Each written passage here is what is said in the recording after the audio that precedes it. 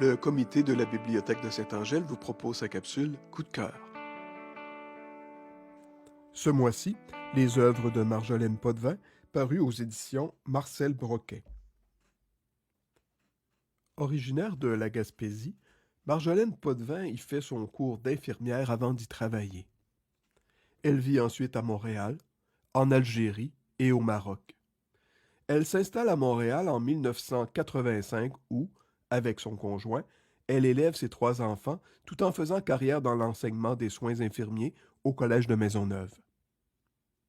Ses longs séjours estivaux dans sa maison de Métis-sur-Mer sont source d'inspiration et de soutien pour elle dans la rédaction de son journal de pierre, puisque c'est précisément là qu'elle et Marie ont trouvé toutes les pierres.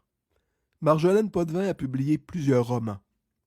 Au fil des pages, chaque histoire nous laisse croire que c'est un peu la nôtre. Celle de cette belle enseignante toujours souriante, ou celle de cette mystérieuse voisine toujours seule, celle de cet ancêtre européen que nous prenons plaisir à voir revivre, mot à mot, image par image. L'œuvre de Potvin fait appel à tous nos sens. Elle nous présente des personnages qui nous invitent à vagabonder, autant en Gaspésie qu'en France, à travers le merveilleux monde des pierres. Nous vous invitons à la lecture de certains de ses livres, dont Le Journal des pierres, un roman paru en 2018. Un second, Le Testament des pierres, paru en 2020. Un troisième, Écrit de derrière la porte, paru en 2012. Et enfin un quatrième, Flavie, grain de sable, Aide-toi et la mer t'aidera, un roman paru en 2011. Un conte habité par la mer, dans un village imaginaire de la Gaspésie.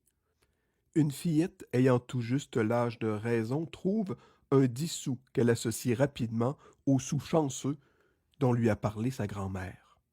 Pour Flavie, il devient rapidement un présage de bonheur. Pourtant, un jour d'avril, la fillette décide de confier son porte-bonheur à la mer. Pour le voilier d'argent, c'est le début d'une traversée périlleuse.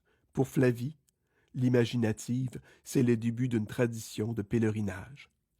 D'avril en avril, l'enfant s'aventure sur la plage. Elle y apprendra la vie, la mort, mais surtout l'importance d'avoir une alliée. Et c'est surtout cette vie simple, pleine d'espoir et de courage, soutenue par la mer et par l'amour, que Flavie, grain de sable, vous invite à partager.